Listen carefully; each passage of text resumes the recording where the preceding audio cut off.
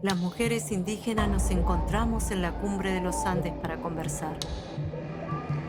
Kaika kanetagat. Lupun kunofiel chimahuizantu. Paramuya, venenojina, guaguapatapi. Koyunaxa pariayapje. Una a una de las mujeres de la tierra contaron su dolor y lloraron. Es terricidio, dijo la tierra. Y la escuchamos habitadas de coraje. Encendidas de rabia y de amor, salimos a caminar desde todos los confines.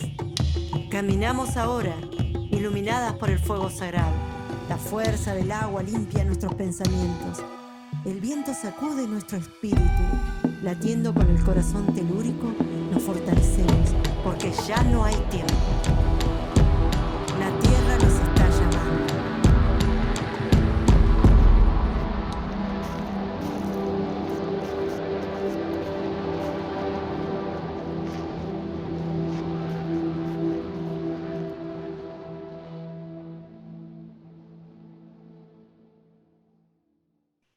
Buen día, me presento, soy Elena Corbalán. Bienvenidos a todos, todas, todes a estos conversatorios sobre terricidio. Este es el tercer capítulo titulado Diálogo entre cosmovisiones para el buen vivir, y se propone reflexionar con las palabras de dos pensadoras, Vandana Shiva y Moira Millán. Es una propuesta que nace del sur para el mundo. El movimiento de mujeres indígenas por el buen vivir está realizando en estos momentos la caminata basta de Terricidio, y en ese marco viene impulsando estos conversatorios. El primer capítulo se llamó El rojo de la avaricia, en referencia a los terribles incendios que quemaron territorio indígena en la Patagonia Argentina a principios de este año. Ustedes lo habrán visto en el video recién. Y explica la urgencia de llevar a cabo acciones para decirle basta al terricidio, que es la síntesis de todas las formas en que siguen matando a las mujeres indígenas de diversos territorios. Terricidio es la síntesis del genocidio, del ecocidio, el epistemicidio, el feminicidio, el travesticidio y el transfemicidio.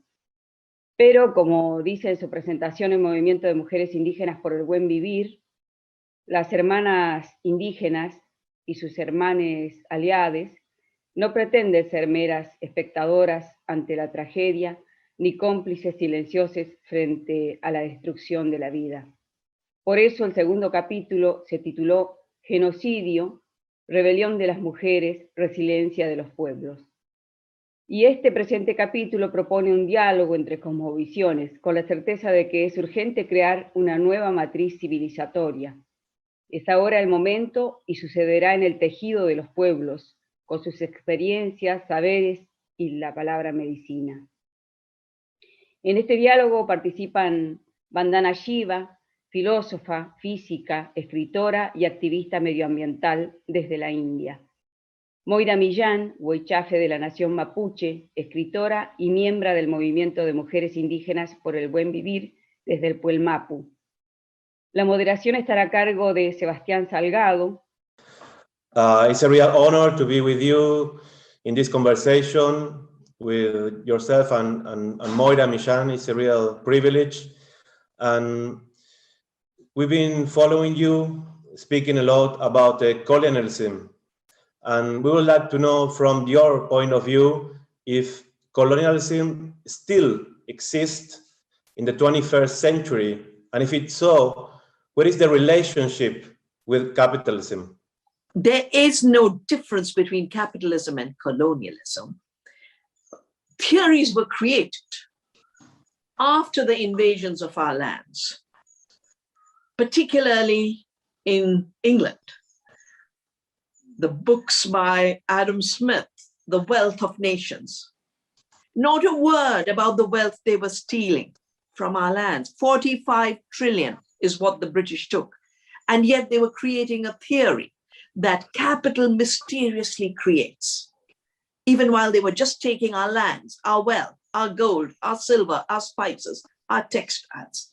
So capitalism is really just the the colonizers' thesis of what was happening, not what was really happening. What was happening was colonial commerce, and it has been justified with the architecture that was put in place. And if you notice a series of things, all the people who were writing books about how we think, if we've been to university, if you've been to University of the Earth, you think in ways that the earth thinks.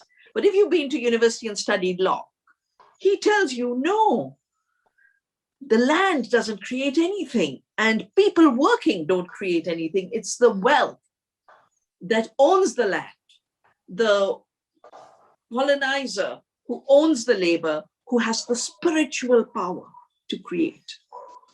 So a mystical force was provided to this construct called capital. Or Adam Smith saying, we come from the womb with competition. All science teaches us, and all experience teaches us, that cooperation, synergy, symbiosis is the way life works, is the way indigenous cultures work. So capitalism and colonialism is the same thing. And today's hyper-capitalism, which is a convergence of the forces that accumulated huge wealth during the last 30 years of deregulation through the WTO, through the World Bank and IMF structural adjustments, where a whole new wealth transfer took place. But this deregulation allowed the billionaires to emerge in sectors which, if they had been regulated, we wouldn't have a Jeff Bezos. If he was paying taxes and paying fair wages like everyone else does, there wouldn't be the wealth of Jeff Bezos. If Bill Gates was not hiding his money in tax havens and through a Gates Foundation, escaping taxes, he wouldn't be the billionaire he is. And now these billionaires have created a whole new economic system. When the Wall Street collapsed in 2008, these unknown entities emerged, the asset management funds who are handling the money of the wealthy, the BlackRocks, the Vanguards. My recent book, Oneness versus the 1%, and I'm very happy it's going to be published soon by a number of Latin American countries, and we'll have a joint release for all the publishers. There are about 6 publishers jointly who are collaborating on this. My book, Oneness versus 1%, was really to solve 2 mysteries. How is it that a Monsanto, which is a giant, which has invaded your land, is so responsible for terricide? How is it bought by buyer? And that's where I found the asset management funds. I realized BlackRock and Vanguard own all of them. And the second thing I wanted to solve for myself was, how was Bill Gates standing with heads of state and telling them what they should do about climate change? I realized that deregulation had privatized governance. They had stolen democracy. And in the process, they had created new colonies where democracy, constitutions would not have allowed it. New colonies in the sea. This is what I've been fighting now since 87. That seed is not invented by the Monsantos. Seed evolves itself. It's self-organized. The second new colony is the colony in our minds. The biggest asset today is the stolen data from us without our permission by big technology.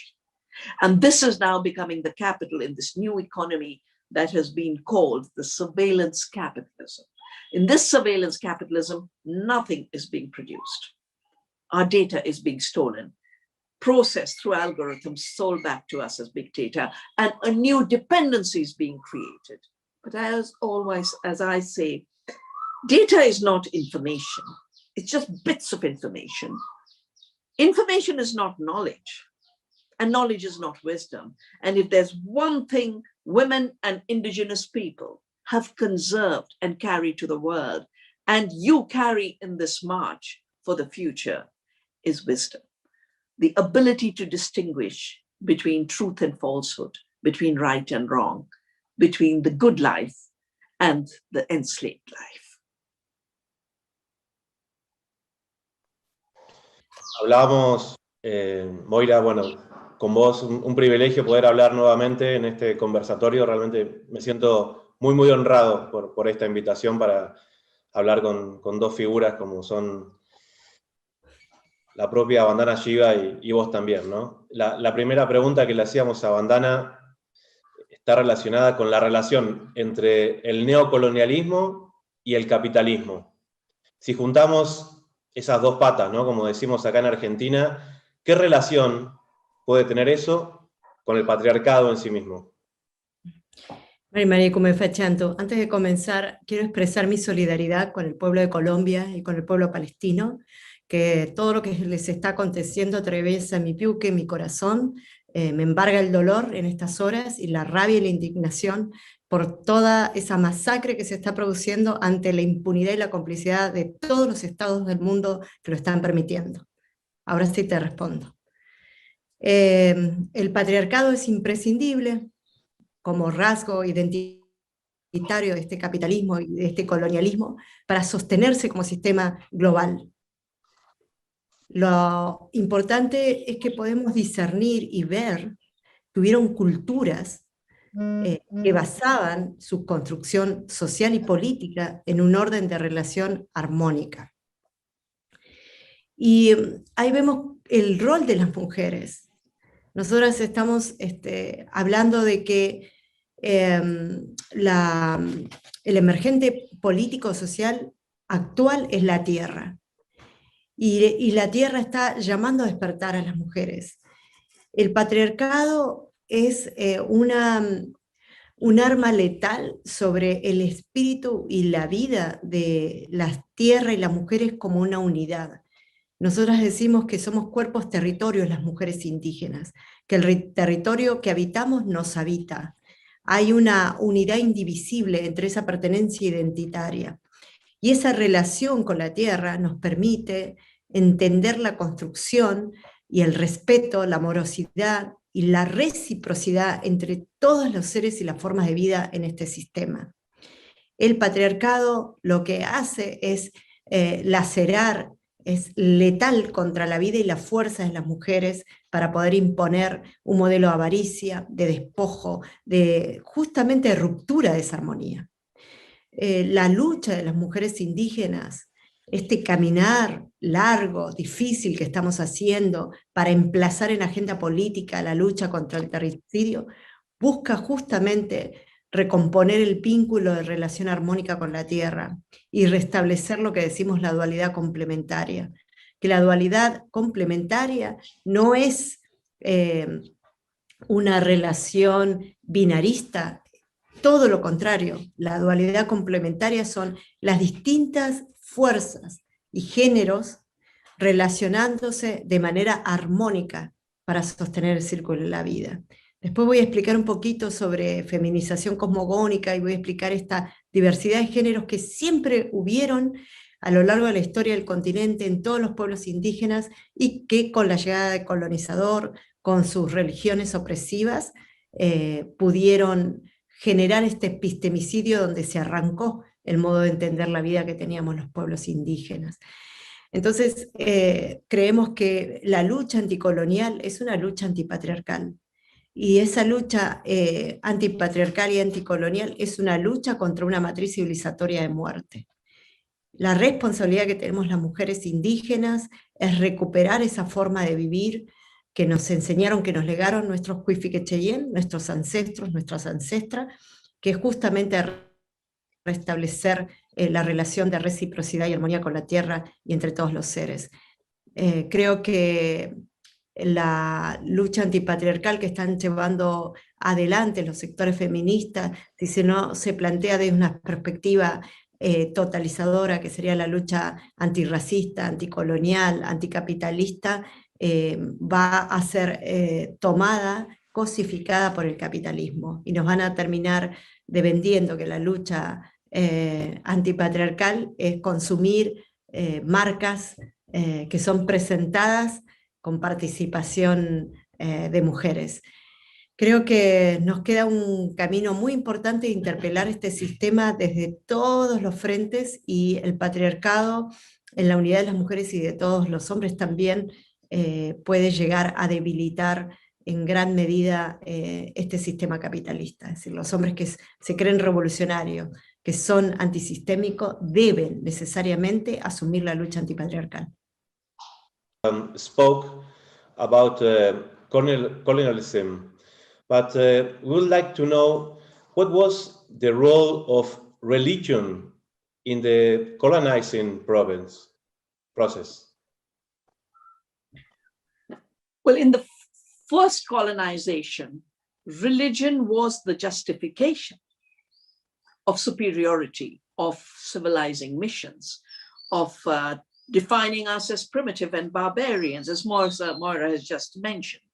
And it was, after all, a papal bull, 1493, that basically gave the power to the kings and queens of Portugal and Spain to go invade our lands, invade our lives. And this was a year after Columbus had set sail, and I've always been a little amused by the fact that Columbus was also coming to India because India was the very wealthy country of that time. 25% of the world economy based on our spices and our textiles. And Columbus thought he'd take the other route, except that he discovered America. And this doctrine of discovery is still what is continuing in the new colonizations. Monsanto is treated as inventing our seeds when all they do is steal our seeds. Or Bill Gates, when with his digital technologies, all he does is make genomic maps on the basis of information that is already there in the seed banks, which he's now trying to take control of, that these maps do not create the seed just as much as maps of the colonizers did not create the territories or the people. They were maps of appropriation, of extraction, not maps of creation. But what colonialism did was destroy spirituality as a lived relationship with the sacred earth, as the lived practice and cosmology of indigenous people. And it basically took a desacralized invasion of colonialism. And whether it was in the Papal Bull of 1493 saying, go take over the barbarians and destroy their lands and take over the territories on our behalf, or it was those like the Descartes who were defining nature to death and reducing her to a machine, or the Bacons who were saying nature must be raped to know her secrets. She must be tortured. And people don't realize that Bacon was the Chancellor of England. Around the time they were creating the East India Company to colonize India, but Bacon was also responsible for the Inquisition and the interrogation of witches. While our lands were being colonized, the colonizers were killing their own women in a femicide. 9 million people were killed as witches, most of them women of learning, women of healing, knowledgeable women. And Bacon wrote a book called The Masculine Birth of Time, that if you're related to the earth, it's effeminate. Relationships with a living earth has to be gotten rid of.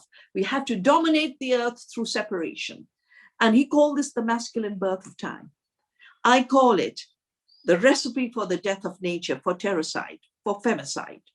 And even for Bacon or for Descartes, they always made it look like spirituality was their exclusive domain, and accumulating other people's wealth and grabbing other people's territories was a spiritual duty. So spirituality was turned on its head. The desacralization of the earth was made the spiritual endeavor, justified in terms of the civilizing mission then, and a civilizing mission today. I mean, Bill Gates is on a civilizing mission. We are being defined as primitive if we are practicing knowledge that comes to us through lived relationship with our plants, with our seeds, with our food. It is being dismembered into data and then being colonized. So this is the new civilizing mission.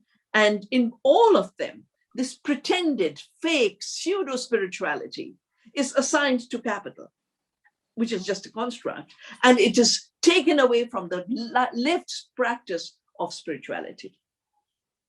Basically, colonialism is a religion of conquest. At that time, a brute religion that destroyed all beliefs and faiths and thought they could kill people. 90% of the indigenous people of Americas were wiped out in that colonization. But this same pseudo spirituality it expresses itself in an assumed superiority of men over women, of the colonizing people over the colonized people, and definitely of the colonizers over the earth. And we think, oh, this happened in Columbus's time. No, it's happening today. Google, you would never imagine Google is involved in declaring war against Mother Earth. Google in 2015 created a new life sciences division. They're invading into our bodies with new technologies, new nanoparticles. They've made so much money through digitalization, but they are not satisfied. That's the sickness of the system. It's never enough. I call it the greed virus. It just doesn't know when to stop, the greed cancer. And Google says we have to defeat Mother Nature. And as Moira is saying, and as I'm saying, we have to love Mother Nature. We have to respect Mother Nature. We have to co-create with Mother Nature. And this is the only way we'll have a future. The recipe that the colonizers and conquerors have given have always been recipes of extermination and extinction. And this period of extinction means 1 million species are threatened, 200 are going extinct, and so many people are dying. But these genocides are not counted because you've just wiped them out from your imagination. And I'm so glad Moira brought notice to what's happening in Colombia, what's happening in Palestine. But this is continued conquest, the assumption that someone can declare, this is my land, this is my economy, this is my religion, and I'll exterminate you. This militarized form of thinking, a militarized worldview, is what colonialism is. And feminism is about peace with the earth. ¿Puede la espiritualidad vista desde alguna óptica llevarnos a un camino de emancipación? Creo que es el punto de partida. Esta lucha que estamos teniendo contra este sistema no es solo una lucha política, es fundamentalmente una lucha espiritual. Agregando un poco a lo que Vandana exponía, creemos que no solamente justificaron a través de la religión el genocidio, el despojo, toda la masacre que cometieron, sino que las religiones vinieron justamente a hacer extractivismo espiritual. Vinieron a quitarnos nuestra espiritualidad, porque esa espiritualidad nos vinculaba en un diálogo directo con la tierra, y había que quebrantarla para poder dominarnos. Recuperar la espiritualidad, el diálogo con la tierra, va a determinar un camino político totalmente emancipatorio. Hace poco le comentaba una anécdota a una persona que me preguntaba cómo encontrar su identidad, cómo saber quién es.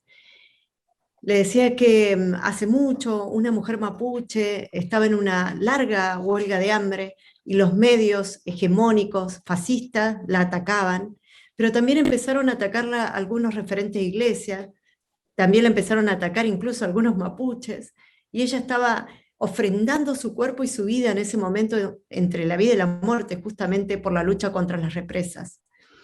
Y llegaron unas ancianas, Berta y Nicolasa Quentramán, unas gran heroínas, ancianitas que defendieron la vida del río Biobío, en el lago de Gulumapu, Chile, y la vieron llorar, y le preguntaron qué le pasaba, y esta hermana mapuche contestó: dicen de mí que no soy mapuche, dicen que soy terrorista, dicen que soy esto, dicen que soy aquello.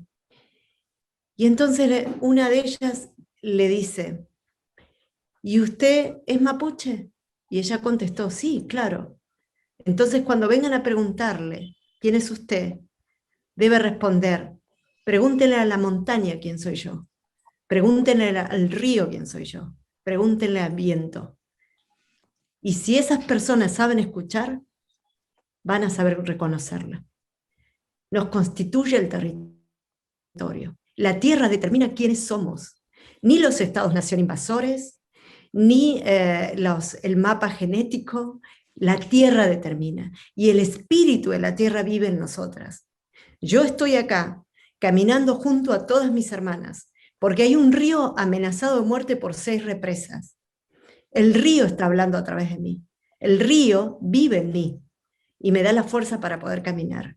Y esto estamos haciendo las mujeres indígenas, trayendo a nuestro cuerpo territorio las voces inaudibles de nuestra naturaleza que está amenazada de muerte. Y le queremos hablar al mundo y decirle que ser mapuche, guaraní, ser mujer indígena en nuestros territorios implica respetar ese vínculo de vida con la tierra. Entonces, nuestra lucha contra el extractivismo, nuestra lucha contra este sistema de muerte, va a ser enteramente espiritual. Y también, por supuesto, político y de cuerpo a cuerpo. Pero es espiritual, estamos pidiendo a la tierra, recuperando nuestra espiritualidad. Y el principal rasgo de coloniaje que nos ha debilitado han sido las religiones. Y hoy la tenemos.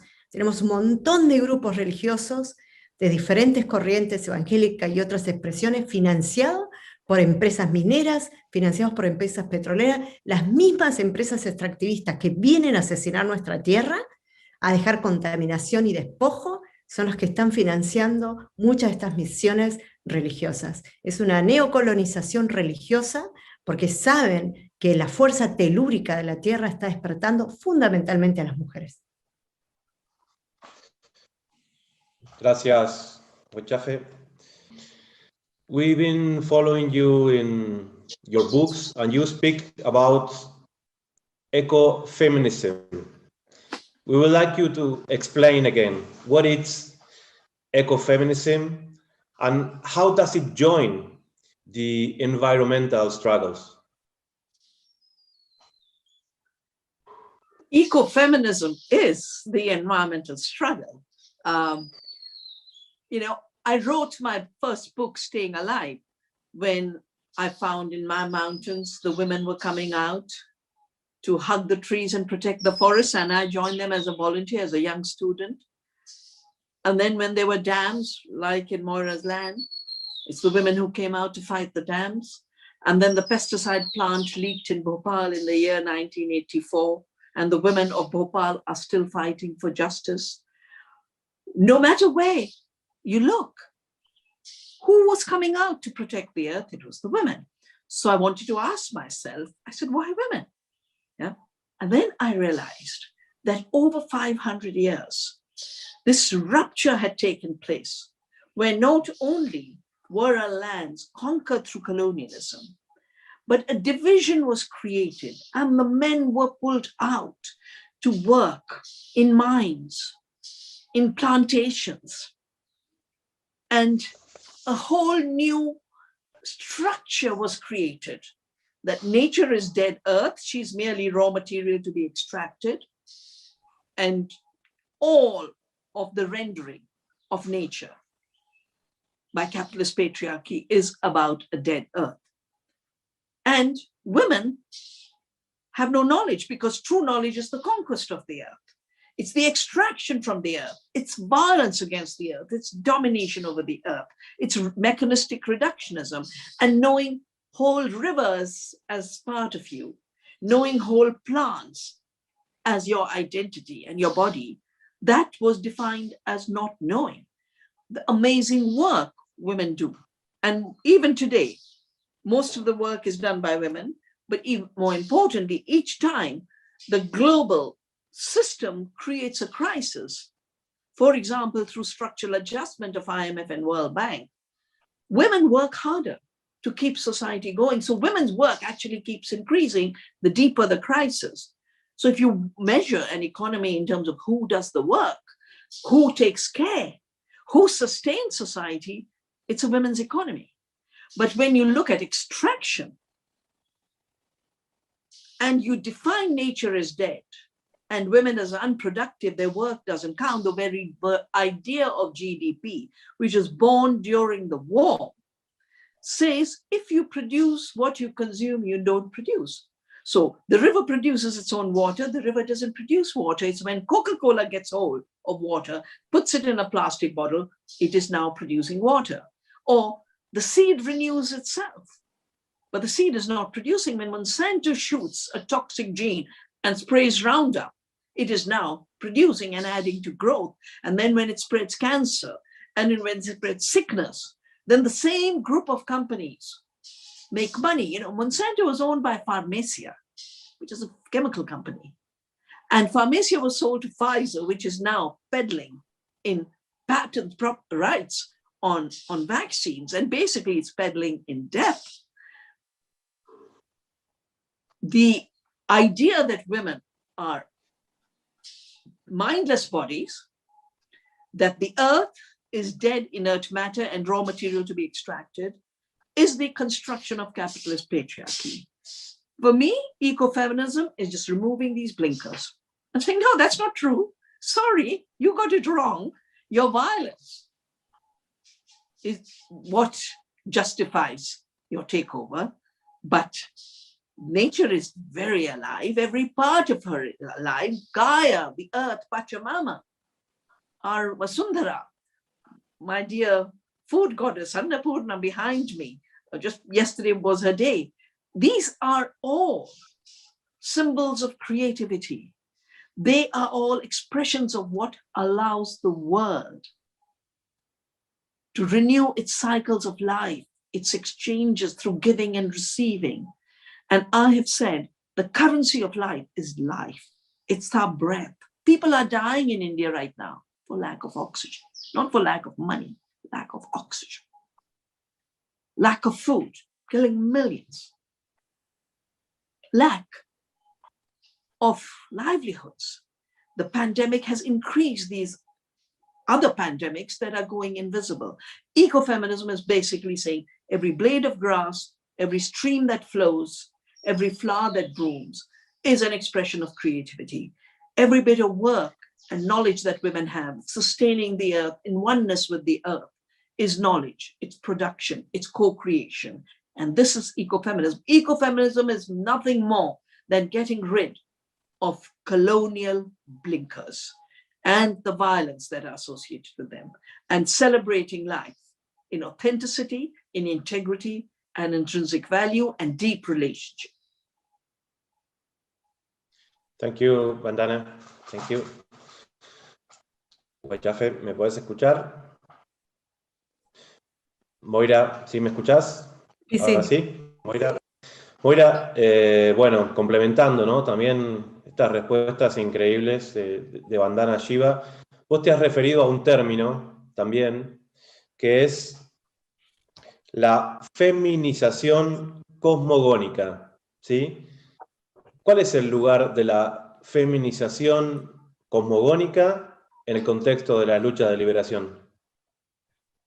La feminización cosmogónica es un concepto que hemos creado y que venimos amasándolo desde el movimiento Mujeres Indígenas por el Buen Vivir.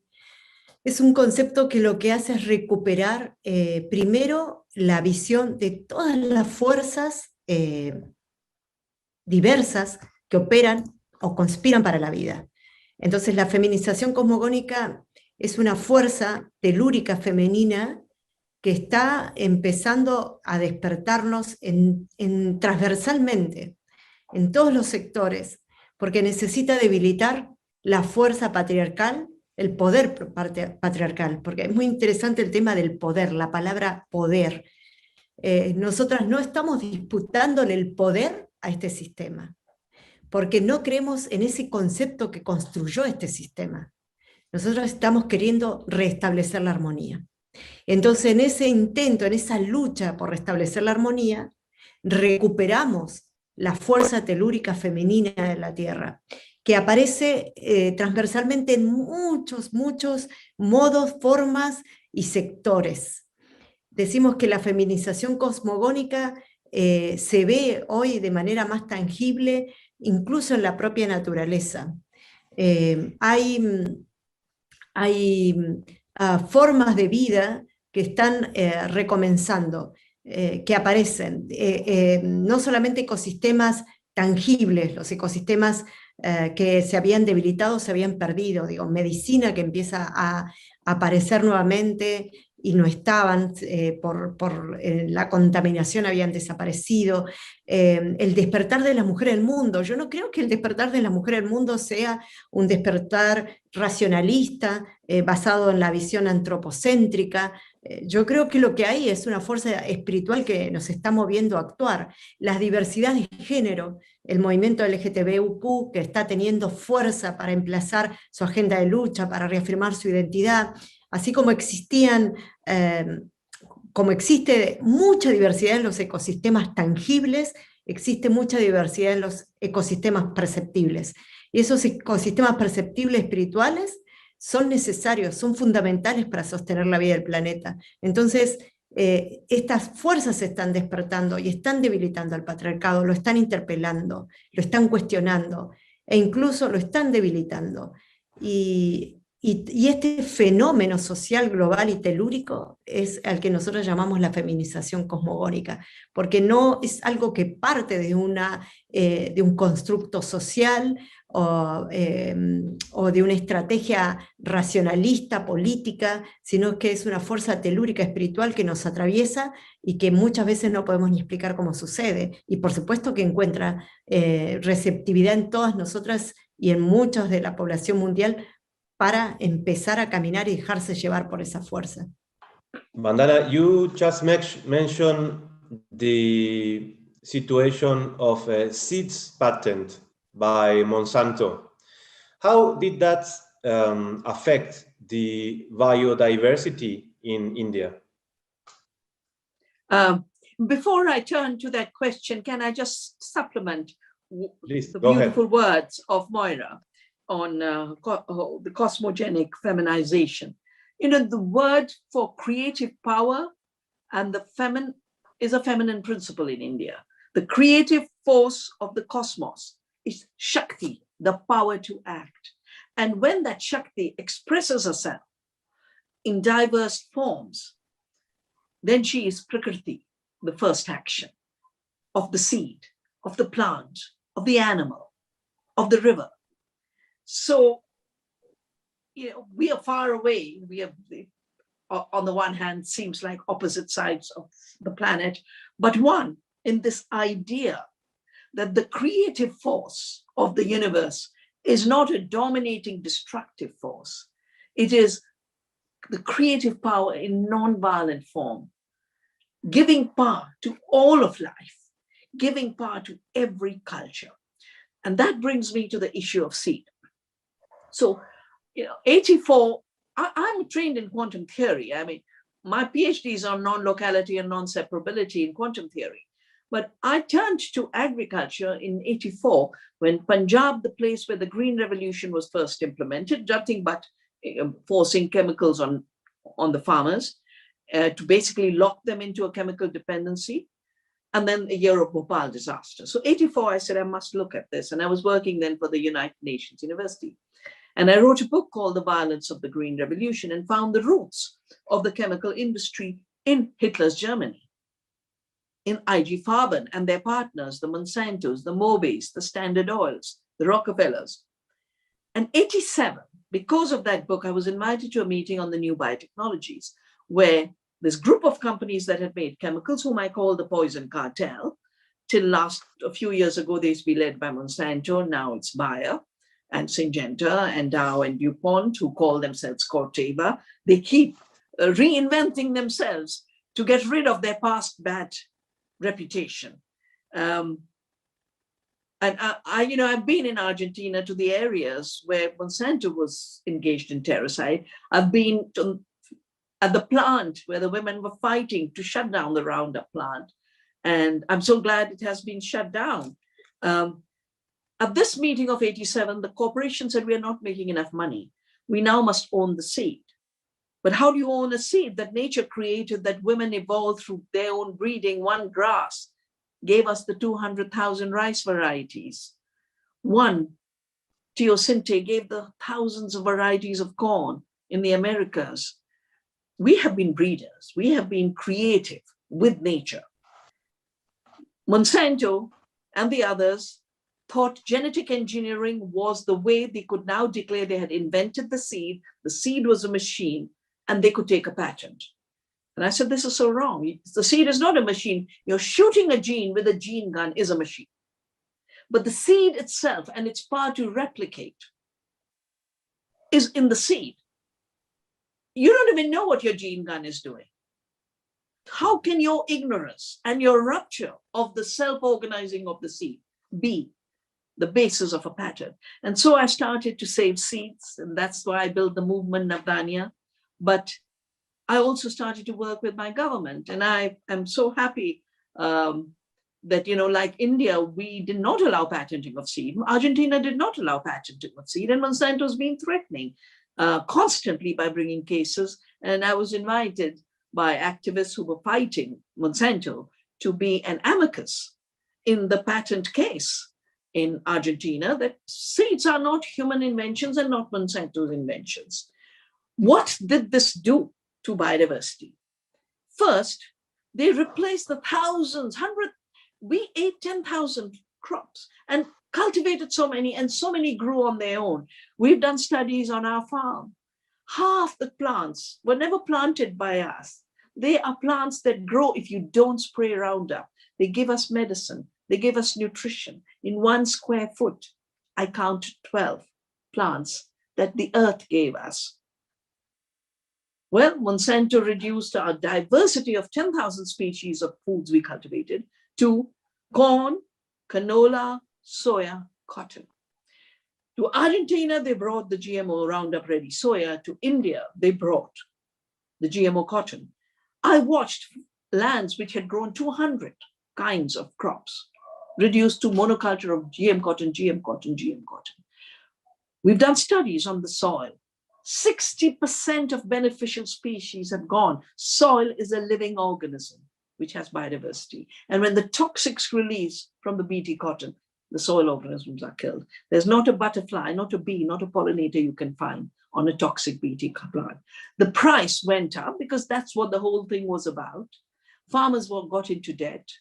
India has lost 400,000 farmers to suicide. 85% of these suicides in our area, in the areas where Monsanto established its monopoly on BT cotton and drove out biodiversity in the soil of the pollinators of our crops. Argentina, look at the diversity of your crops, of your forests, of your grasslands that has been destroyed. So I have basically called Monsanto's empire of patenting and genetic engineering, which is now becoming a Gates empire of patenting and genetic engineering, now through the new GMOs of gene editing, through new patents on genome mapping. It's just the same process of colonization. The tools keep changing. Every time we create laws to regulate them, they create new tools to escape the regulation. But there is one regulation they cannot escape: the spiritual laws of the earth, the spiritual laws of our indigenous cultures. And that is why what Moira said is so important. This is the highest law. This is the law that flows through the earth to us.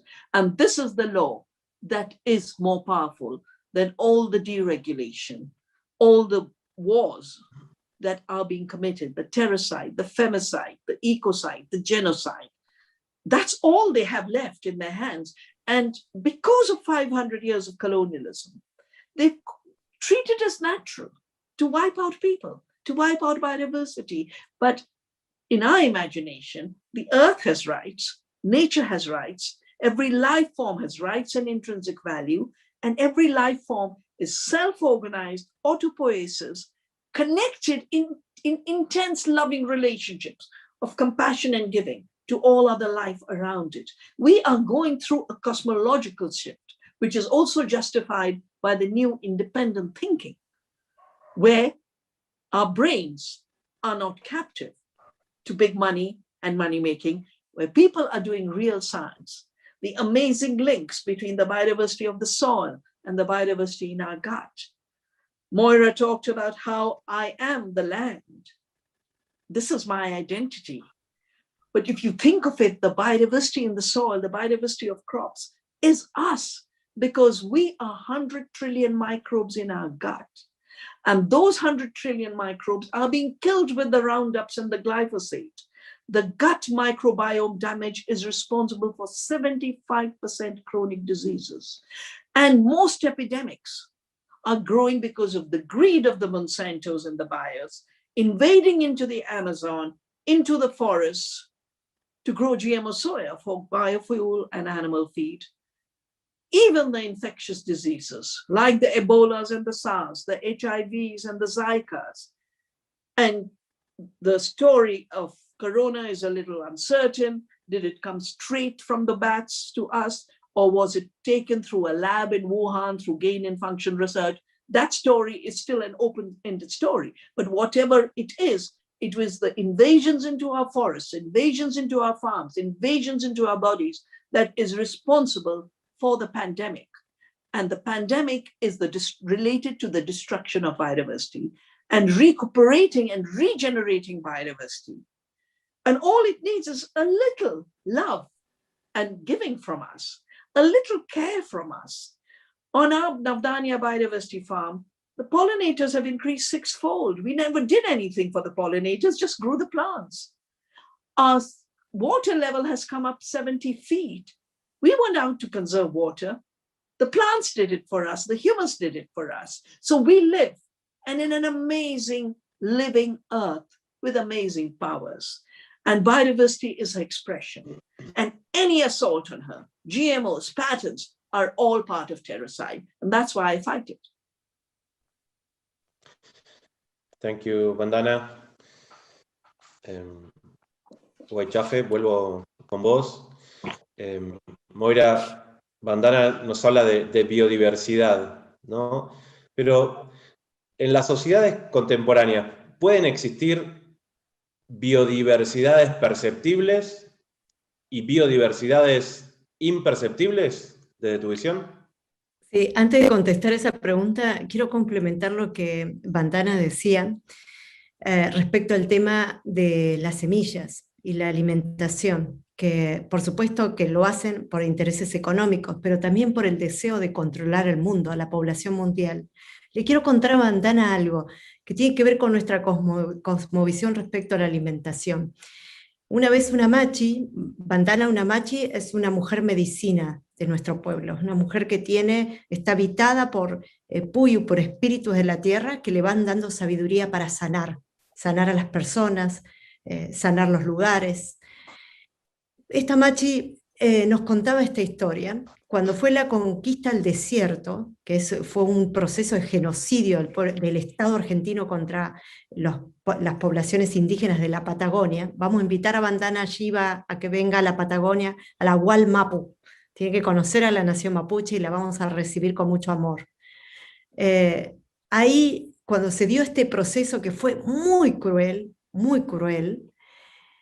muchas de nuestros hermanos y hermanas Pulamguén enloquecían, entraban en pánico.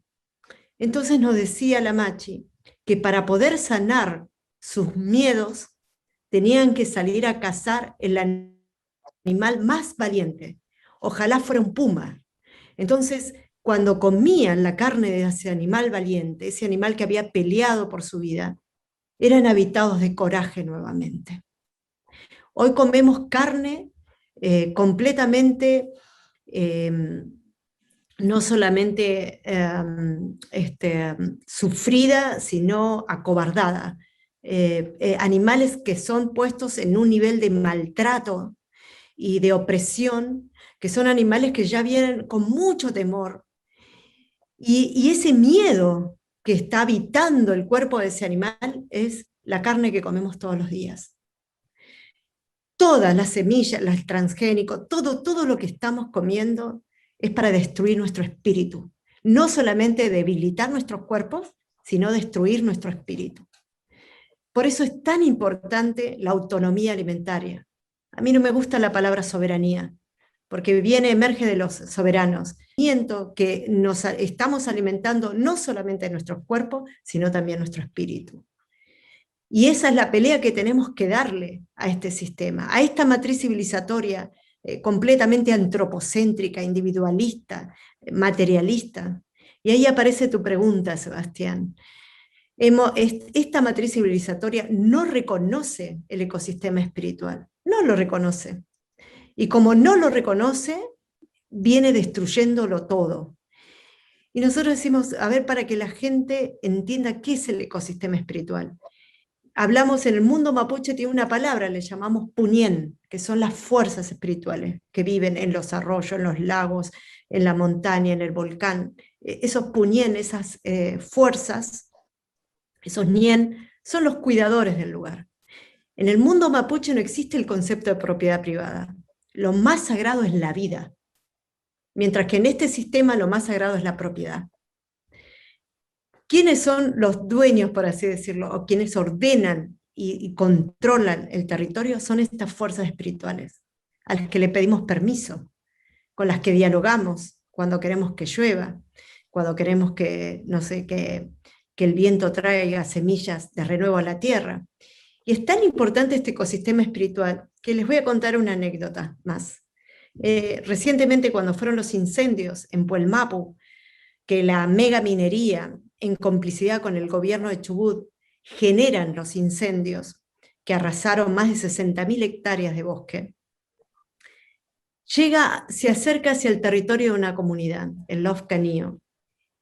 Este Lof está luchando contra proyectos turísticos terricidas, porque también el turismo es parte del terricidio, o por lo menos un modelo turístico terricida. Y entonces, como el fuego se acercaba al territorio de ellos, y el gobierno vio la oportunidad de que se queme todo y no hacer nada para defenderlos, para ayudarles, ellos fueron a dialogar con el arroyo, fueron a dialogar con los espíritus que viven ahí, con los ñen, y le pidieron ayuda a la tierra. ¿Y saben qué sucedió? El viento cambió su dirección. Cambió de dirección el viento. Se fue para otro lado y no les quemó ni una hojita.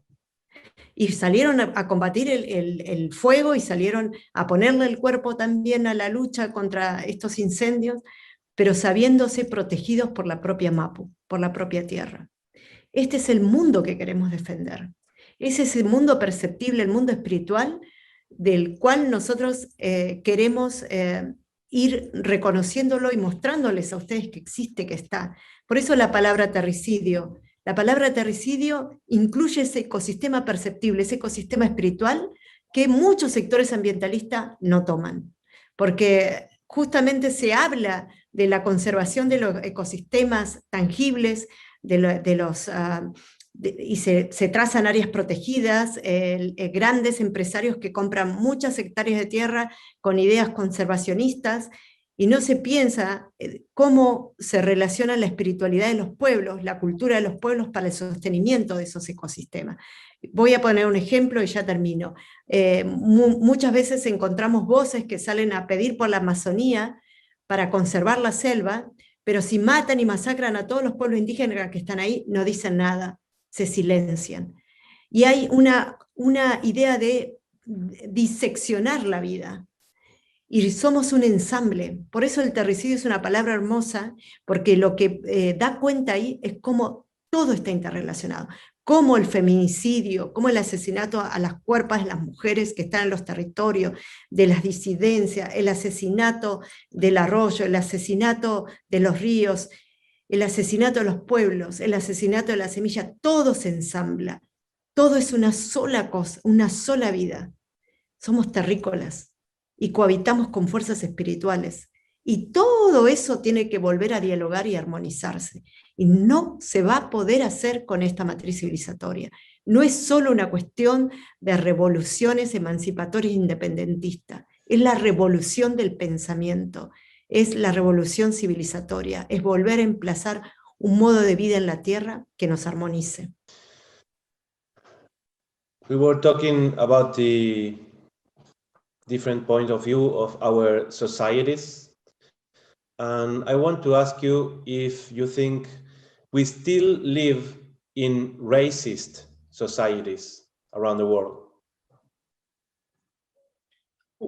Racism has never been more ascendant. Look at the fact that a bunch of white men are running the world and deciding what to do with our forests and our land and our seas, and putting down the amazing knowledge indigenous people have, that women have. This is capitalist patriarchy, it is racism, and it is still the playing out of superiority in new forms that are killing more invisibly. They're killing more invisibly because they're killing on a global scale, and because even the media is controlled in terms of what will be reported, who will be left out. Well, you think the global media is going to talk about the march of the amazing women? No. It is our connection directly that allows us to know what's happening with Terricide. But Terricide is a racist venture. Genocide is about racism. What's happening in Palestine is about racism. Wherever you look, racism, patriarchy, some distorted versions of what religions are. Basically, Moira talked about identity. Samuel Huntington wrote a book at the time of the Iraq War, The Clash of Civilizations. And he said, I can only know who I am when I know who I hate. And that is what's wrong with this civilizational matrix. That hate and negative relations is what defines you. What you are not is what defines you, rather than what you are. You're being an earthling. You're belonging to place. You're belonging to particular cultures. And with the diversity, co-evolving in harmony, that is the beauty of autonomy. That autonomy is not isolated atavism. Autonomy is not about isolation. Autonomy is self-organization from within, relating to everything else that you are part of. And racism is cutting off that autonomy and putting, just as it did in the civilizing missions of the, who was hiding behind the religions, a collapsing Europe, which had 200 years of religious wars between the Protestants and the Catholics. And part of colonialism was rescuing the empires by invading. Exactly like today, while they are driving the earth to collapse, but the earth will not collapse. She has a power to regenerate. But the Jeff Bezos and the Elon Musks are financing and thinking they'll make billions out of escaping to Mars. SpaceX. And he said he feels emotional about it. But he has no emotion for the earth. He has no emotion of recognition that the different colors of our skins is like the diversity of our plants. It makes us richer. It is not an hierarchy. If at all it had to be an hierarchy, you would think that where there's less pigmentation is actually the poorer race. The richer the pigmentation, the darker is your skin.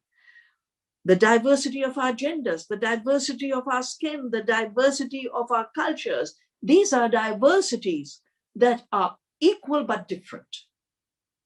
Diversity does not mean inequality and hierarchy. And this is, again, another element of a worldview of separation and superiority. It cannot function except in hierarchies, whereas a living earth functions in diversity and horizontal relationships. And that's the world we are creating. Beautiful, beautiful saying by Gandhi, who said, I do not see the world as a pyramid where the top crushes the bottom that supports it, the women, nature, earth, the land, but an ever-expanding oceanic circle where every person is a center of a circle. And in this ever-expanding oceanic circle, which is never ascending, never converting to hierarchies, that's the new world we are creating together. Thank you, Vandana. Moira, vuelvo con vos. Moira, hablamos de racismo, ¿sí? Y bueno, Vandana nos comparte, ¿no? Cómo todas estas cosas van juntas. Pero yo quería preguntarte, ¿cuáles son las prácticas de racismo que se están experimentando en este tiempo y que las propias mujeres originarias están sufriendo en este caminar para sanar desde el interior hacia Buenos Aires? Decirte primero que hay un racismo social creciente, en vez de decrecer está creciendo, porque también hay discursos de odio que van alentando ese racismo desde los grandes medios de comunicación, desde los sectores fascistas que están lamentablemente cobrando mayor visibilidad, están sacándose la hipocresía y mostrándose tal cual son. Ese es el poder letal, el que detenta el poder en el mundo. Se está mostrando racista y en Argentina eso se ve mucho. Y por otro lado también aparece otra característica del racismo, pero ya convertido en segregacionismo político. La segregación política, que no es explícita y mediante leyes, aparece por la desidia, aparece porque habilita las condiciones, permite la configuración de un escenario racista. En Argentina, por ejemplo, tenemos con el movimiento Mujeres Indígenas por el Buen Vivir una campaña contra el chineo, una campaña contra una práctica sexual aberrante de la época colonial, en que los criollos blancos con poder económico, político, social, eligen niñas indígenas entre los 8 y 10 años para violarlas. Estos hombres lo viven como un rito iniciático de la sexualidad de la niña, pero las niñas mueren, las niñas se suicidan, las niñas quedan traumadas y sus vidas arruinadas para siempre.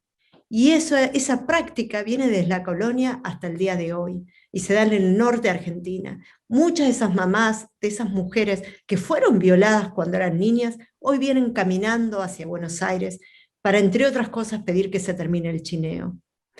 Mientras caminaban en estos días, tuvimos situaciones así. Por ejemplo, unas hermanas de la columna norte, del pueblo del Chaco, venían caminando, como llevaban muchos kilómetros, tuvieron que caminar 45 kilómetros, decidieron comprar pasajes para trasladarse en buses, en transporte público. Y aún con el dinero no le querían vender los pasajes, porque eran indígenas. Cuando quisieron pagar alojamiento, porque se había ya hecho de noche y no podían seguir caminando en la ruta, nadie las quería recibir. Entonces eso pasa en Argentina. En Argentina hay un apartheid que no es puesto de manera legal, institucional, pero que la desidia del Estado habilita y que lamentablemente los sectores de poder emplazan sin cuestionamiento social. Hay en cierta medida una licencia social para estas prácticas racistas. Hay 36 naciones indígenas en Argentina. Nos están diezmando, nos están matando de todas las maneras posibles. De hecho, la caminata hacia Buenos Aires contra el terricidio sucede en febrero, la idea nace en febrero, entre llantos, entre el dolor de haber sabido que una joven del pueblo Wichi, sobrina de una miembro de nuestro movimiento, fue violada en manada y asesinada y dejada tirada en un descampado. No fue la policía a buscarlo, no se movió ningún aparato judicial. Allí estaba el cuerpito de esta jovencita, Wichi. Cuando su tía nos llama y nos da la noticia, decidimos que teníamos que decir basta, basta a este masacre, este feminicidio, porque va en aumento la cantidad de muertas de nuestros pueblos en el más absoluto silenciamiento, porque también hay sectores, por más feministas que sean, que no interpelan sus privilegios de blanquitud. La supremacía blanca en Argentina es repugnante. Argentina se cree que es la Europa de Sudamérica. Argentina no quiere asumir que hay 36 naciones indígenas, que la plurinacionalidad de los territorios es un hecho categórico y que empezamos a andar por nuestros derechos. y las mujeres indígenas somos las que cargamos todas las consecuencias del cambio climático. El cambio climático ha hecho estrago en las cuerpas nuestras. Somos las que cargamos la lucha contra el extractivismo, que contrata sicarios, porque ahora la represión es terciarizada por el sicariato. Contratan obreros, trabajadores, para golpearnos, para mutilarnos, para violarnos y para asesinarnos. Eso está pasando en la Argentina de hoy. Por eso estamos caminando contra el terricidio. Gracias, Moira. Vandana, I'm going back to you. This is going to be the last question from me, and after this, Elena is going to give you a few questions from the public. To finish this part, I would like to talk about your book, Oneness versus the 1%. And you've been talking about Jeff Bezos, Bill Gates, Elon Musk, BlackRock, but I would like to know a little more about that 1%. Who are they? And from the other point of view, who are the rest of us? Well, let me begin with the rest of us. The rest of us are all earth beings, all the plants and all the animals, all the bees and all the butterflies, all the rivers and all the mountains, and the 7 whatever billion human beings, of which the majority have a common interest to seek a good life. Indigenous people, because they still have the experience and imagination. The remainder, because they are being treated as throwaway people. Jeff Bezos gave a speech in Harvard saying 99% people will be useless in the future. Just like it was assumed that colonization of our lands by the Europeans was inevitable and justifiable, there is an assumption that technologies that destroy our thinking, our knowledge, our autonomy, our freedom, our livelihoods, and make us redundant people, that they are inevitable. The very language of artificial intelligence, if you ask me, is a racist language, because it is denying the intelligence of the amazing women who are marching in Argentina. It is denying the intelligence of the plants. There's so much work being done now on the intelligence of plants, denying that our gut is a second brain. It is a very intelligent, complex working of 100 trillion microbes in amazing harmony. The intelligence of animals, many books written about it. Intelligence of elephants. I mean, I grew up in the forest. I have watched how intelligent these beings are, and they were declared to be machines. So artificial intelligence is really the base, continuing the basis of terroricide, the right to destroy living systems with their intelligences. And our diverse intelligences of compassion, of cooperation, of interrelatedness, of emotional intelligence, this is all over. So who are the 1%? Well, the 1% is really just an easier number. I would have to bring it down to 0.0000001%, because they're countable. They're countable. They are really the new extractive machine, which is finding new ways to extract even while they're engaging in terroricide. And the new situation is they are pretending they're doing all this for nature. Nature has become the big greenwashing machinery. And I'll give you just 2 examples. So I am sure for indigenous people in Argentina and across Latin America, just as much as for all of India, we see the earth as living. And we know everything flows to us from Mother Earth. And all of our lives have to be organized according to her laws, according to taking care of her, and that is the good life. What is the new slogan of the billionaires who gather at the World Economic Forum?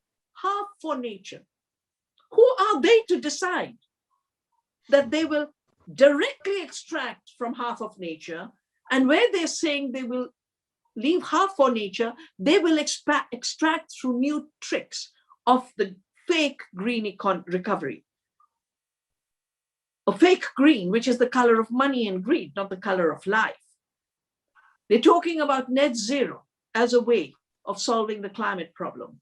It's in this book of Bill Gates, How to Solve the Climate Catastrophe. And the governments, I know how slowly bureaucracies work, but if the day a billionaire writes a book and every government has an accounting system in place, that means they've been working on this for a while. The net zero concept is the polluters will continue to pollute. 1% pollutes more than half of humanity. 1%. And not just that, in spite of the UN agreements on climate change, the United States is responsible for 28 additional emissions, OECD 43, and the rich countries 93% of the emissions. And yet they want to continue to emit pollution. And the net zero is, but your forests and your land and your farms will be our sinks for carbon trading. And how we will calculate that will also be our trick of accounting. But the soil is a living system. It's not a carbon sink alone. It has living carbon. And if we allow this half for nature and net zero to happen, what they are basically planning is all forests, all lands, and all biodiversity will be their asset. There's book after book coming out. Biodiversity, how do we conserve biodiversity? Not by protecting the earth, not by loving our biodiversity, not by letting plants regenerate, but by turning biodiversity into an asset from which the billionaires can make more money through their asset management funds, the BlackRocks and the Vanguards.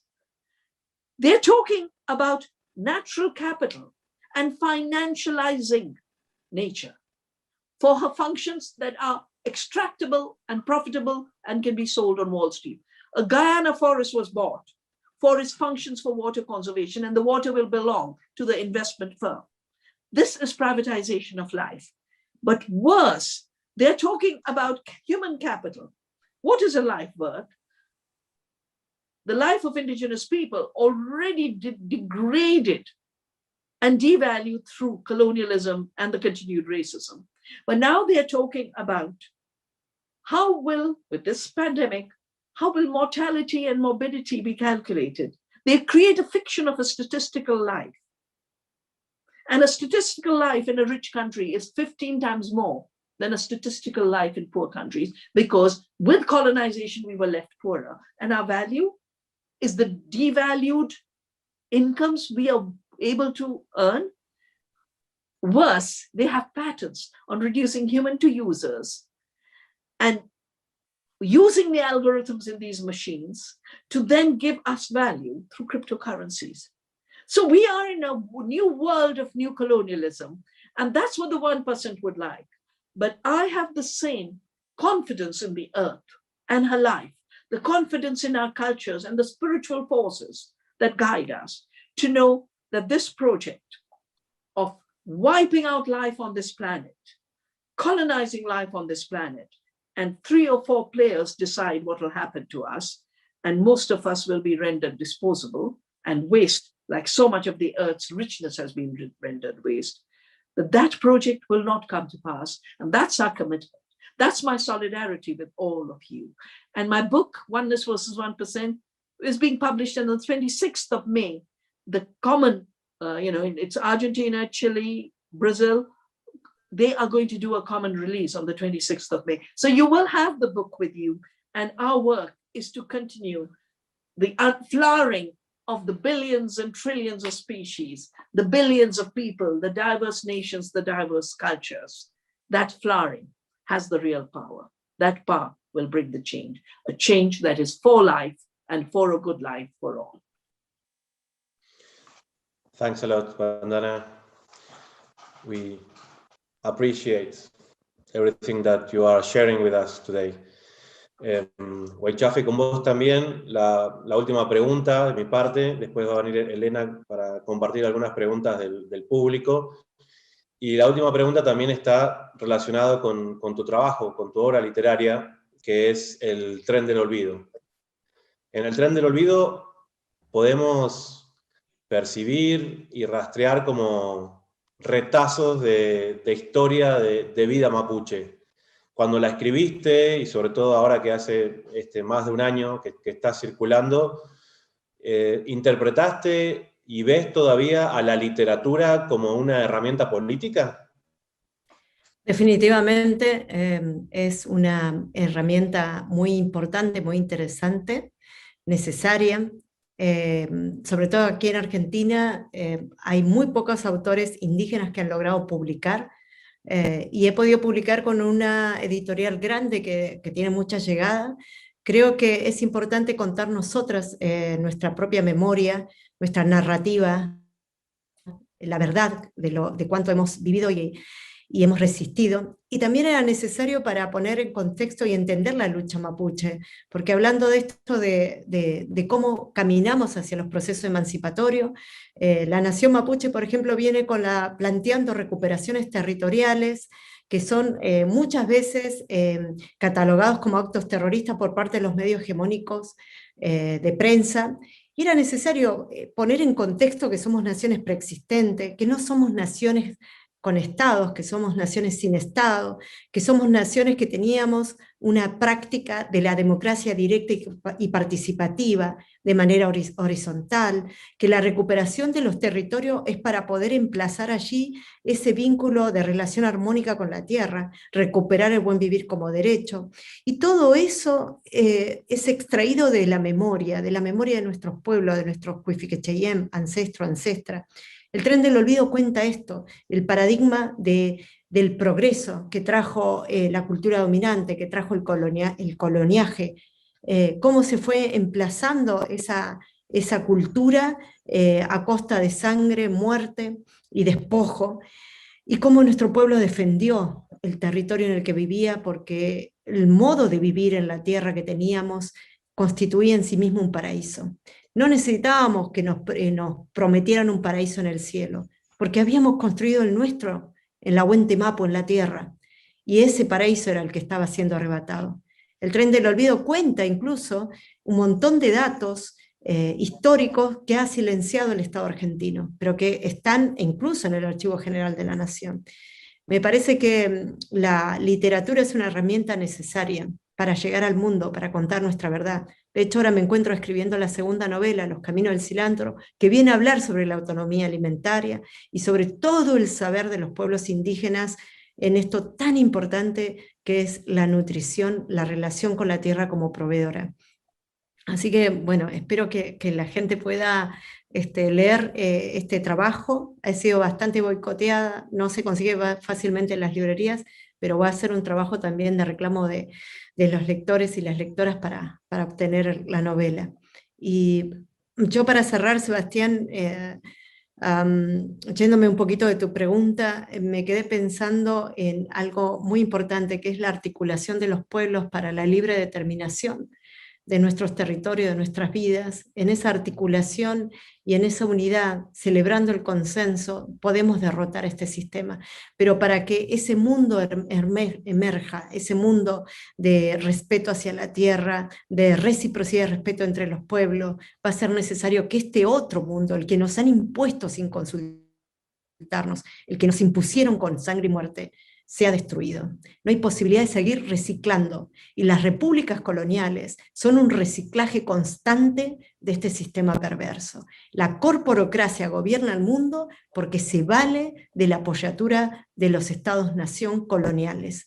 Entonces va a ser necesario reafirmar nuestra capacidad como pueblos en la inteligencia, en la sabiduría que la tierra nos da para poder liberarnos y de manera horizontal, con una democracia directa y participativa y en el consenso, construir el mundo que queremos y que nos merecemos.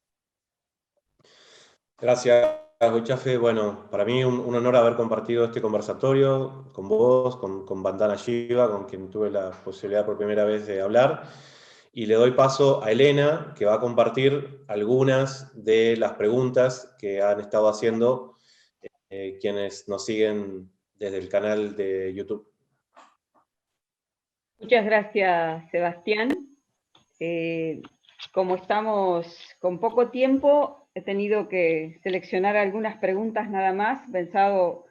Ha habido muchas preguntas de distintas formas, expresadas de distintas formas sobre la COVID y sobre la pandemia y la vacunación, pero me parece que de alguna manera, sobre todo Vandana, ha contestado en gran medida esa pregunta, y como no tenemos tiempo, he tratado de ir a otra más propositiva para Vandana en este caso, sobre cuánto tiempo cree que llevará acercarnos al buen vivir o a la vida buena, y si realmente esto es posible.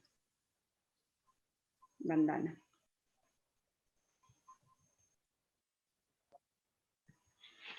I don't think it's a Cartesian issue of how long will it take. It is an ethical issue, it's a moral issue, it's an ecological issue, that every day is a day that we must cultivate the good life for the sake of the earth, who gives us the good life, and for our own sakes. So every day we need to dedicate ourselves to cultivating the good life, and every day we do it, it is being created. And the more we share it horizontally, the more it's spreading.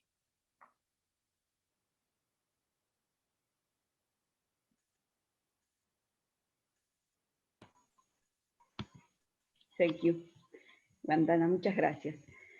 Bueno, y paso una pregunta para Moira, también he seleccionado una para cada una, lamentablemente por la falta de tiempo, pensando también en esto de ser propositivos.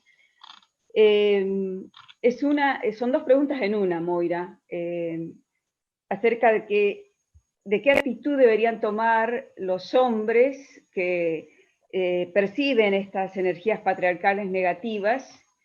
Y la segunda parte es, estoy uniendo dos preguntas en realidad, es de qué forma pueden las grandes ciudades y les habitantes que no son ni de estos lugares de donde provienen, de la India, en el caso de Vandana, y acá el sur, en el caso de Moira, colaborar, participar en este trabajo, en esta lucha por el buen vivir, la buena vida, sin incurrir en un epistemicidio, me cuesta la palabra, pero estamos compartiendo el idioma, así que me entendiste, Moira. Gracias, Elena. En relación a los hombres, me parece que lo que necesitaríamos es que empiecen como a recuperar esa feminización cosmogónica que les habita, su lado femenino, sentir la tierra, percibirla, comprometerse en la lucha política desde el lugar de la escucha y del caminar junto a nosotras. Hay una tendencia, y esto ya es una posición respecto a los hombres indígenas. Los hombres indígenas no están recogiendo ninguna de las agendas de lucha de nosotras las mujeres indígenas. Los hombres indígenas hablan de la libre determinación de nuestros pueblos, pero no hablan de la libre determinación de nuestras cuerpos. No condenan la violencia de género, no denuncian las violaciones, no denuncian la violencia física, acallan las voces de las hermanas. El patriarcado está muy fuerte como tentáculo del coloniaje en las culturas de casi todos los pueblos indígenas. Es el rasgo colonizador más fuerte, el patriarcado. Entonces necesitamos que los puwentu, los hombres, nos acompañen en esta lucha por despatriarcalizar las formas y modos en que hoy se construye poder y visibilidad de los pueblos indígenas. Muy pocos longos, muy pocos huerquenes, muy pocos referentes indígenas han salido a pronunciarse en favor de la caminata. Generalmente han sido mujeres. Entonces, me parece que hay algo que tienen que interpelarse los hombres indígenas de toda Indoamérica. Y por supuesto los hombres del mundo. Y con relación, la otra pregunta me decías, Elena, recordámela. A propósito de eso, cómo personas que habitan en otras sociedades, otras culturas, otras nacionalidades pueden aportar a esta lucha. Yo creo que las megas metrópolis son parte del terricidio, que no hay posibilidad de reciclarlas, que es contradictorio plantearse el buen vivir dentro de las megas metrópolis, que va a ser necesario repensarnos cómo habitar el mundo. Y en ese sentido me parece que lo mejor que nos puede pasar es empezar a ensayar procesos de despoblamiento de las grandes metrópolis e ir en busca del arte de habitar en los territorios. Hay el latifundio también es parte del terricidio, y no lo estamos interpelando. En Argentina un Benetton tiene 1 millón de hectáreas, solo el pueblo mapuche está reclamando territorialidad ahí, y no se está entendiendo la lucha del pueblo mapuche porque las sociedades transmodernas no entienden que es imposible sostener la vida en la tierra con esta forma de vivir de la urbanización. Entonces, ¿cómo pueden acompañar? Interpelándose también a sí mismos. Esto que decía Vandana, que el problema no es el virus, el COVID, el problema es que encontró el escenario para que sea letal. Entonces nos han inoculado el miedo a la naturaleza, el miedo a volver a la tierra. La pandemia, la peor de las pandemias es el miedo, y es la que tenemos que sanar, y vamos a sanar con la tierra, recuperando el vínculo con la tierra. Entonces acompañar nuestra lucha es interpelarse también en la continuidad de sus vidas dentro de las ciudades o de las megaciudades. Muchas gracias, Moira. Bien, estamos ya en el cierre de este conversatorio que ha sido tan interesante. Para finalizar, queríamos pedirles a ambas, a Vandana, a Moira, una reflexión de cierre sobre estos aspectos que hemos estado conversando a través de las preguntas de Sebastián aquí.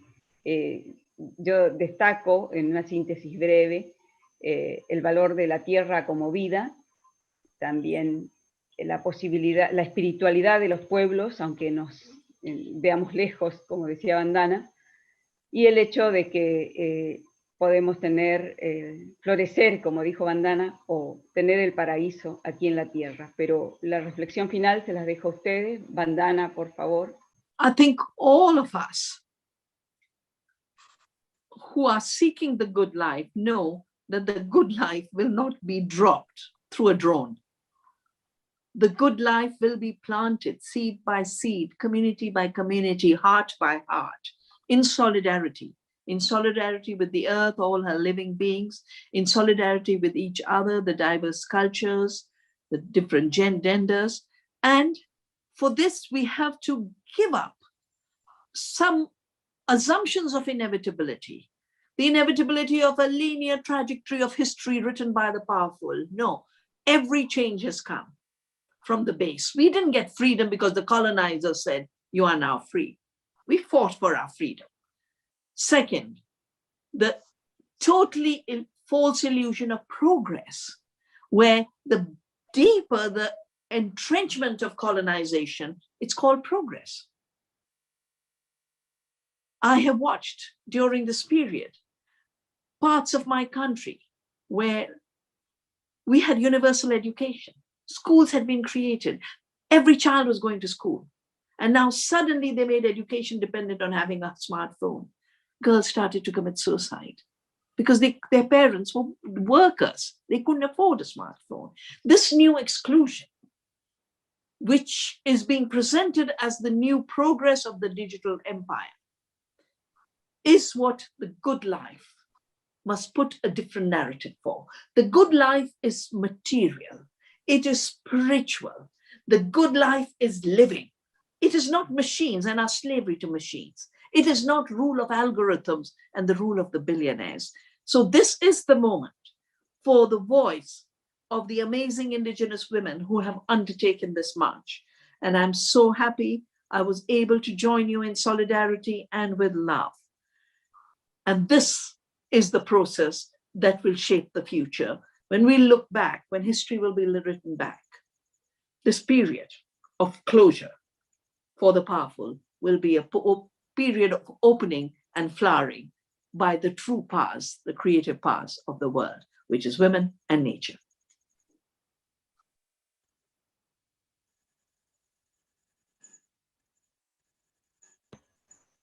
Muchas gracias, Vandana.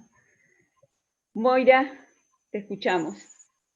Agradecerle profundamente la presencia de Vandana Shiva, que también desde nuestro amor como mujeres indígenas, caminantes, le hacemos llegar nuestro más cálido abrazo, solidario, con admiración, con cariño. Creo que abrazar la lucha contra el terricidio nos propone varios frentes de lucha. Uno es desarmar las fronteras. Estamos llenos de fronteras. Esas fronteras son artificiales. Esas fronteras fueron inventadas. Tenemos que destruir la frontera. La lucha tiene que ser global. Antes no había la categoría migrante. Éramos transhumantes. Recuperar ese sentido de la transhumancia. Recuperar el sentido de que la tierra, todos somos la tierra. Y por lo tanto todos estamos en la tierra para vincularnos con ella. La importancia de generar estrategias autodefensivas, pensar que es muy importante defender no solamente nuestra territorialidad tangible, sino nuestra espiritualidad también, los territorios espirituales. Y ahí la lucha en contra del epistemicidio se vuelve clave. Esa forma de habitar el mundo que está siendo eliminada es necesaria para ponerla en conversación, como hoy estamos haciendo con Vandana, estos diálogos de saberes, estos diálogos cosmogónicos para constituir una nueva matriz civilizatoria. Entonces es muy importante la defensa de este pensamiento. Y finalmente el rol que nos cabe a las mujeres del mundo, a las mujeres en este proceso histórico, hermanas del mundo. Tenemos que volver a ser habitadas de coraje, recuperar la sabiduría de la tierra, salir a la lucha. No podemos perder tiempo y tenemos que despertar a nuestros hombres y abrazar a los géneros que están siendo perseguidos y asesinados. Necesitamos la unidad y actuar ya porque no hay tiempo, no hay tiempo. Es ahora que nos debemos implicar y comprometernos. No hay excusa. Nosotras, las mujeres indígenas, el sector más empobrecido y despreciado de este país, salió a caminar sin dinero, dejando a nuestros hijos, dejando nuestros territorios en peligro. Salimos a caminar porque no podíamos poner más excusa. El tiempo es ahora. Les comprometo al mundo entero en esta lucha contra el terricidio. Y ojalá el 22 de mayo podamos saber que en el mundo entero los pueblos se organizan para que el terricidio sea considerado un crimen de lesa humanidad, de lesa naturaleza, y las empresas terricidas como Monsanto y los gobiernos terricidas sean juzgados y condenados. Esa debe ser nuestra lucha en unidad y en consenso en el mundo entero. Es tiempo que nos apropiemos de nuestro derecho a resguardar la vida. Gracias. Muchas gracias, Moira. Estamos cerrando ya, nada más nos quedan los agradecimientos. Muy, muy grande agradecimiento a Vandana Shiva, de la India, y a Moira Millán, que he estado hablando desde Puelmapu. También a Sebastián Salgado, a Luis y Vic, que estuvieron a cargo de la producción y la coordinación de este conversatorio, a Salvador y Monse, que estuvieron en la traducción, a Pilar y Celeste en la técnica, a Ángel, que estuvo en el registro y la técnica, a Drona, asistente de Vandana, a Euge de Futuro Imposible, y a Maga, y a todo el equipo de comunicación del Movimiento de Mujeres por el Buen Vivir y de la Caminata Basta de Terricidio. Muchísimas, muchísimas gracias a todos por haber estado compartiendo estos saberes, estos conocimientos y estas palabras en este día. Muchas gracias. Que tengan buen día. Chao. Thank you. Gracias. Hoy nos está abrazando la lluvia. No es cualquier cualquier lluvia. Es la lluvia que nuestro pueblo interpreta como fuerza de limpieza.